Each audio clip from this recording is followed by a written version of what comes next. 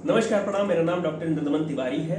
लखनऊ विश्वविद्यालय के LLB 3 years course, LLB 5 years course के आपके सेमेस्टर एग्जाम्स के जो भी इंपॉर्टेंट टॉपिक्स हैं उसको एक एक करके हम लोग बात करते आए हैं। और आज के अपने इस वीडियो में हम बात करेंगे LLB integrated 5 year degree course means LLB honours course में 5 ईयर कोर्स में जो क्लिनिकल लीगल एजुकेशन का पेपर है, इस पेपर के बारे में बात करेंगे। क्लिनिकल लीगल एजुकेशन का जो पेपर है उसके बारे में सबसे पहले एक बार हम लोग सिलेबस देख लें।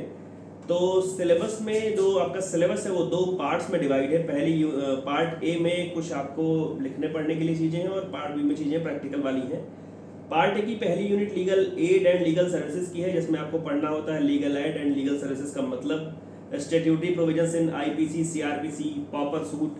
IPC, CRPC को हम भारतीय न्याय संहिता और भारतीय नागरिक सुरक्षा संहिता भी कह सकते हैं। पॉपर सूट हम लोग इंडिजेंट पर्सन के द्वारा लाई गई सूट पढ़ चुके हैं CPC में। राइट्स ऑफ प्रिजनर्स क्या है, पैरोल का मतलब क्या होता है, प्रोविजन का मतलब क्या होता है, एक्सेस टू जस्टिस और प्रिजन रिफॉर्म्स की क्या प्रोविजंस हैं। उत्तर प्रदेश का जो जेल मैनुअल है, उत्तर प्रदेश के जेलों में चलने वाला मैनुअल है, UP jail manual and right to compensation. चौथी चीज है national legal service authorities act 1987, जिसके अंतर्गत आपको definition, establishment of national legal service authorities, supreme court की जो लीगल एड कमेटी होती है, हाई कोर्ट की लीगल एड कमेटी होती है, उसके बारे में पढ़ना होता है और उसके फंड्स के बारे में पढ़ना होता है। दूसरी यूनिट लोक अदालत की है। लोक अदालत historical perspective, jurisdiction, power, function and evaluations आपने ADR में लास्ट यूनिट में, चौथी यूनिट में पढ़ रखा है ये सब। उसके बाद रोल ऑफ लॉ स्कूल्स है कि लॉ स्कूल्स का क्या रोल है लिटिगेशन मैनेजमेंट में, वॉलंटरी ऑर्गेनाइजेशंस का क्या योगदान है, and legal provisions and legal aid, para legal services, यहाँ से आपको बड़ा सवाल मिलता है। नेशनल लिटिगेशन मिशन है, पैरा लीगल सर्विसेज है। तो दो यूनिट में अगर कहें तो 5-5 कुल मिलाकर के 10 ही टॉपिक हैं। और पार्ट बी में आपको लीगल एड कैंप वगैरह जो किया आपने, लीगल कंसल्टेंसी का जो आपने काम किया और इंटर्नशिप वगैरह का आपने जो करी है उसकी फाइल वगैरह बनती है और जो विजिट वगैरह आपने करी है वो बनता है। एक्ट आपको दो पढ़ने होते हैं, the national legal service authorities act 1987, ग्राम न्यायालय एक्ट। अब 2 यूनिट है, केवल 2 यूनिट है, 10 टॉपिक हैं, तो इसमें कुछ इंपॉर्टेंट बताने जैसा नहीं है। बस मैं आपको पिछले कुछ जो क्वेश्चंस हैं उनको एक बार डिस्कस कर ले रहा हूँ। आप यही से अनुमान लगा लीजिए कि सवाल किस प्रकार से आते रहे।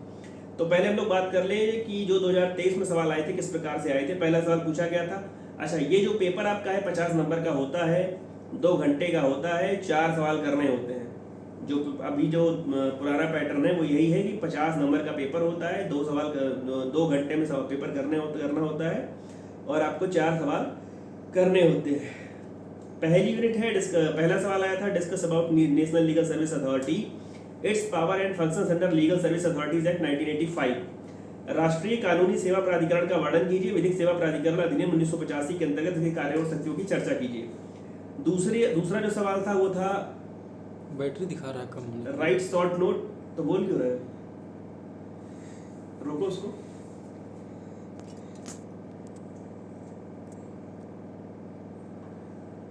दिखाओ। दूसरा सवाल आया था, write short notes on any 2 of the following, इसमें need of legal aid, legal literacy और लीगल सर्वे दिया हुआ था। तीसरा सवाल आपसे पूछा गया था, write an essay on clinical legal education in India, discuss the main challenges before legal education in India.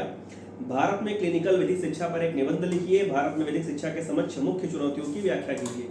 चौथा सवाल था, write short notes on any 2 of following, इसमें आपको parole, probation, free legal services और पैरा लीगल सर्विसेज के ऊपर किसी 2 पर नोट्स लिखने थे। पांचवा सवाल आया था, trace the history of legal aid, citing provisions pertaining to legal aid, explain the objectives of legal aid. विधिक सहायता के इतिहास की रूपरेखा के संबंध में विधिक प्रावधानों का उल्लेख कीजिए। विधिक सहायता के उद्देश्यों को बताइए। छठा सवाल था, हाउ इज लोक अदालत constituted, explain its composition and jurisdiction. लोक अदालत का गठन कैसे होता है, इसके संगठन और क्षेत्राधिकार को समझाइए। सातवां सवाल आपसे पूछा गया था, discuss the provisions relating to legal aid under criminal procedure code 1973। ये सवाल इस बार जो पूछा जाने की अगर उम्मीद होगी तो BNSS के साथ पूछा जाएगा। दंड प्रक्रिया संहिता 1973 के अंतर्गत विधिक सहायता संबंधी प्रावधानों की विवेचना कीजिए। आठवां सवाल था, write short notes on any 2 of the following, provisions for the legal aid under IPC, pauper suits, prison reforms और लीगल एड कमेटी। भारतीय दंड संहिता के अंतर्गत विधिक सहायता के प्रावधान, निर्धन व्यक्ति द्वारा वाद, जेल सुधार और विधिक सेवा समिति। तो ये कुल 8 सवाल थे, जिसमें से आपको 4 सवाल करने थे। अब हम लोग बात करें उसके और पहले क्वेश्चन की। तो पहला सवाल आया था, what is free legal add, तो मतलब एक सवाल आपको फ्री लीगल एड के बारे में जान के आना ही आना है। Elaborate the evolution of free legal add movement in India. निःशुल्क विधिक सहायता क्या है? भारत में निःशुल्क विधिक सहायता आंदोलन के विकास का विस्तार से वर्णन कीजिए। अगला सवाल था discuss the constitution function and powers of लोक अदालत constituted under the legal services authorities act 1987 and differentiated with permanent लोक अदालत। परमानेंट लोक अदालत और लोक अदालत में अंतर क्या है? जितना मुझे याद आ रहा है पहले पिछले बार हम लोगों ने जब ये क्वेश्चन पढ़ा है तो शायद 1985 का है। 1985 87 आप एक बार चेक कर लीजिएगा कौन सा सही है। तीसरा सवाल था state the role of law students in securing free legal services. निःशुल्क विधिक सेवा सुनिश्चित करने में विधि छात्रों की भूमिका का उल्लेख कीजिए। चौथा सवाल था who is entitled to free legal services, what is included in free legal services aid provided by legal services authorities and also discuss when can legal aid be denied. निःशुल्क विधिक सेवा हेतु कौन हकदार है? विधिक सेवा प्राधिकारी द्वारा प्रदत्त निःशुल्क विधिक सेवा के अंतर्गत क्या अभीष्ट है तथा कब विधिक सहायता हेतु इनकार किया जा सकता है?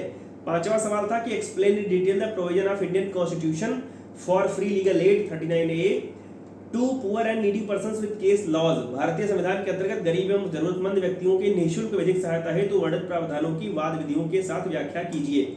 छठा सवाल आया था कि what do you understand by para legal services. बार-बार इस सवाल आपसे पूछा गया है, इसको तैयार करके आइएगा। elucidate the utility of paralegal services and its role in legal education। Paralegal सेवाओं से आप क्या समझते हैं? पैरालीगल सेवाओं की उपयोगिता तथा विधिक शिक्षा में इसकी भूमिका को स्पष्ट कीजिए। उसके बाद सातवां सवाल था शॉर्ट नोट जैसा, उसमें आपको नेशनल लिटिगेशन मिशन के ऊपर और differentiate between parole and provision, वही दो बार ये लगातार पूछा जा रहा है।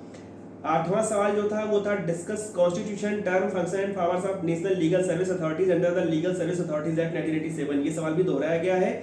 विधिक सेवा प्राधिकरण अधिनियम 1987 के अंतर्गत राष्ट्रीय विधिक सेवा प्राधिकरण के संगठन, कार्यकाल, कार्य तथा शक्तियों की चर्चा कीजिए।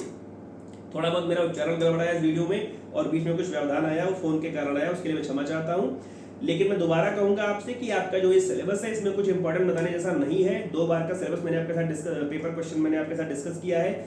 आपसे लीगल एड के बारे में सवाल आता ही आता है, प्रिजनर्स के बारे में सवाल आता है, जेल मैनुअल से सवाल पूछा जाता है, लिटिगेशन मिशन से सवाल पूछा जाता है, पैरालीगल सर्विसेज से लोक अदालत से सवाल पूछा जाता है। बड़े टॉपिक हैं, अगर आप इसको पढ़ करके आ रहे हैं तो यहाँ से आपका पेपर बिल्कुल आसानी से हो जाएगा।